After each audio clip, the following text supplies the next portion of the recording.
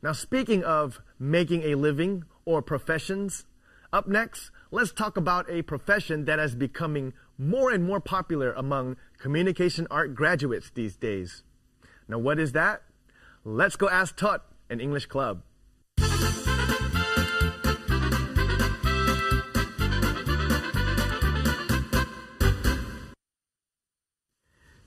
Hello everyone, welcome to English Club. I'm Tosatham Piamsambun.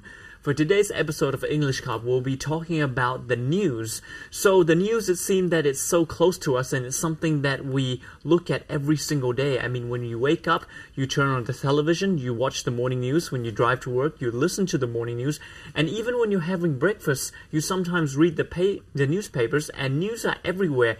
It seems that news are fresh every single day. So today we're going to talk to one very special journalist who works within the news media. So when you look at the news, everything is so new. It must be so exciting to be a journalist because every single day you get news story all the time. So let's meet today's special guest. Please welcome Kun Cha. สวัสดีครับ สวัสดีค่ะ So obviously you're a journalist. Your job must be so exciting. Yep. And before we go into your job and your background, could you please introduce a bit about yourself? สวัสดีค่ะ Hello everyone. My name is Ravikan Deddi, or you can call me Ja. That's my nickname. I just graduated from Cardiff University in International Journalism from the UK. Wow. So very well educated and a hardworking woman, also beautiful. Oh, thank you. So let's talk about your bachelor's degree. You decided to pursue a degree in mass media. Out of all the mass media that you could have picked, why did you decide to pick journalism as your main course within this field?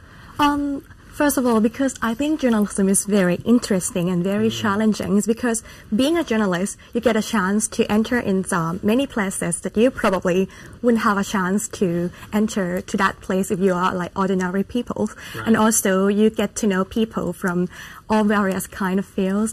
You can talk with doctors, engineers, politicians, even some ambassadors from other countries. So it's a good opportunity to learn about others and also a good opportunity to yourself to meeting with new people all days, all the time. So I think that's is a very challenging and interesting. That's why I think that if I'm being a journalist, I will be great experience for my life. Right, because you get to meet all kinds of people from all different fields as well. Yes. And talking about being a journalist, I heard that you interned for BBC News, right? What was that like? I mean, BBC News, when you think about BBC News, you know that it's one of the biggest organization when it comes to news. Yeah, it was probably one of the best experience I ever did. Actually, I have to thank you to True Visions first because they cooperate with BBC World News to do the campaign called Journalist Award. Right. So it's allow university students that study in journalism to come together and selected through the campaigns. And I was fortunate to be the final two winner. For that campaign. Congratulations. Thank you so much. So from that campaign, we will be trained in Thailand first in the TNN 24 for a month for the television news report. And then we'll then go to the BBC World News, which back then it was still at Bush House to do the internship there for 3 weeks. Sure. Yeah, for the first 2 weeks, it will be about the radio news, which is quite challenging for me because when I was in my bachelor degree, I'm studying journalism. Mostly I've produced printed news for newspaper or magazines or even some online content. So for learning about radios, it might sound easy at first because, okay, you just speak, you don't have to worry about the motion pictures, something like that. Right. But actually, with radio, you have to realize that when most people, when they listen to the radio, they always do something else as well, not just only listen to it. So your jobs, the first challenge is how to capture other people's interest.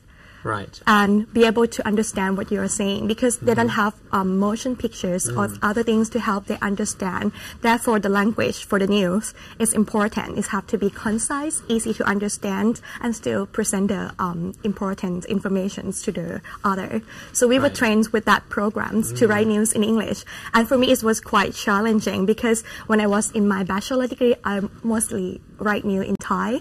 So when it's turned to English, it's have like a lot of technical terms, specific terms, so have to learn and catch up a lot. And every word have to be very sharp, right? It has to capture the attention. Exactly. So was it challenging doing that? It was very challenging because, however, thanks to the BBC team that was trained us there, because they treat us the same as our quality as other journalists, because they don't say that because you're the foreigner and you're going to have less quality. No, that's the first rule, because once you're with the BBC, you have to have the same standard. Right. So they would train you to meet the standard or overcome the standard. So it's even more challenging. So, but I think with those challenging, it's put me like to have more effort to overcome that.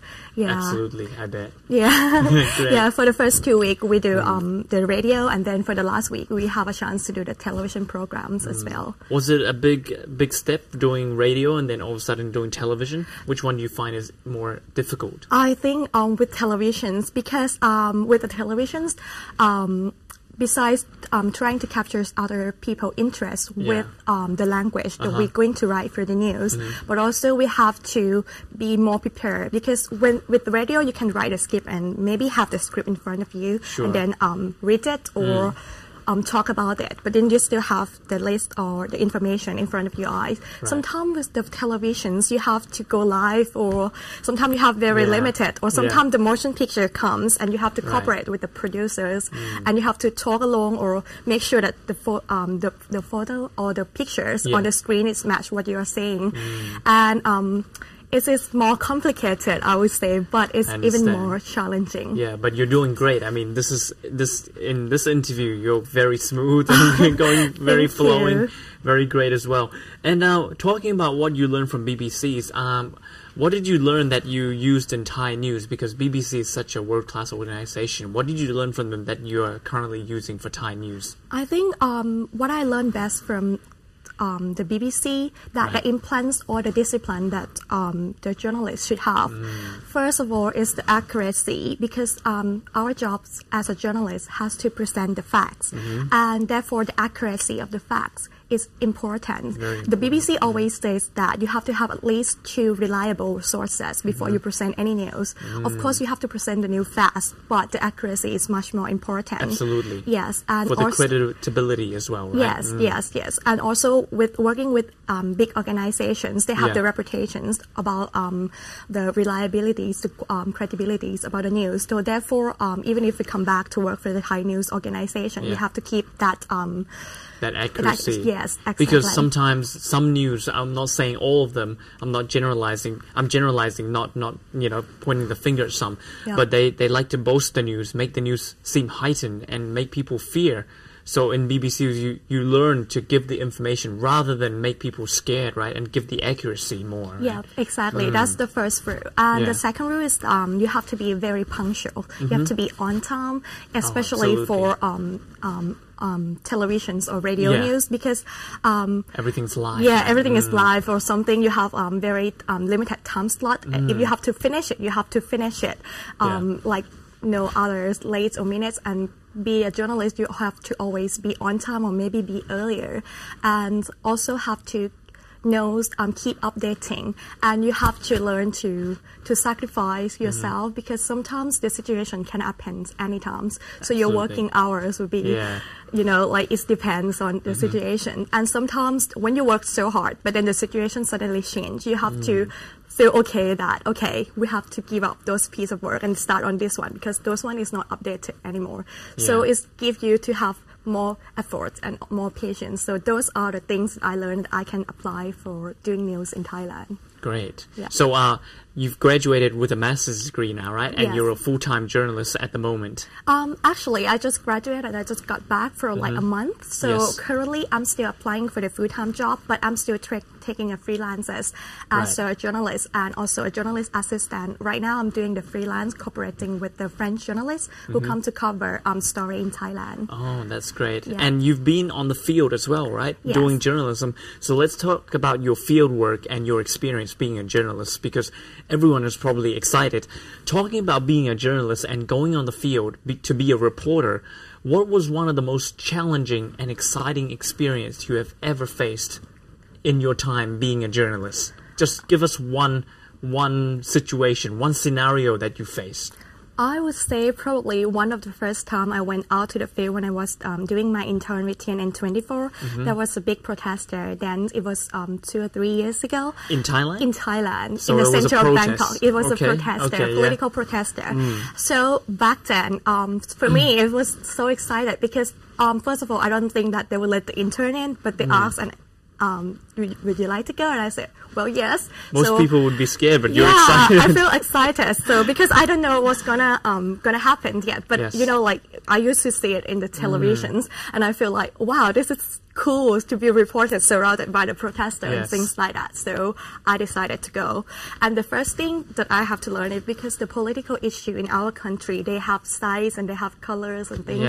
And some new organizations maybe have colors or size. So when we go there, at first we're going to put the logo of our channel in, but we decided not to. That's the first thing I learned. Sometimes you have to be safe for yourself as well.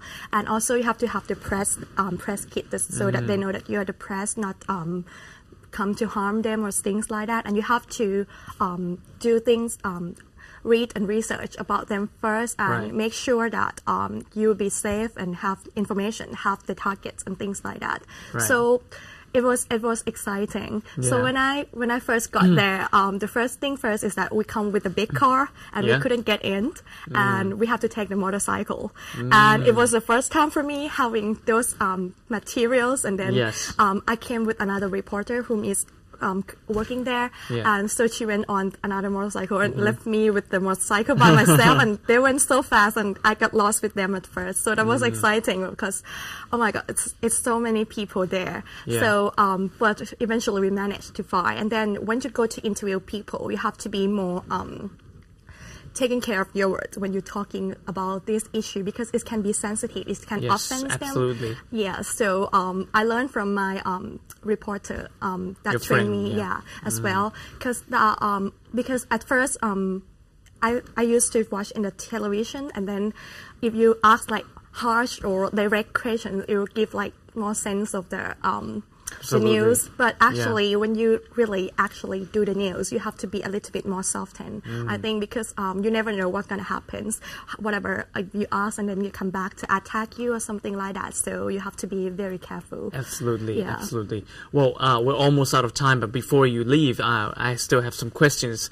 What is the best thing about being a journalist, and what is the most difficult thing as well? Just very, very briefly to the audience. What do you feel? Okay. The best thing of being a journalist, I think, is teach you to always be adaptable for everything.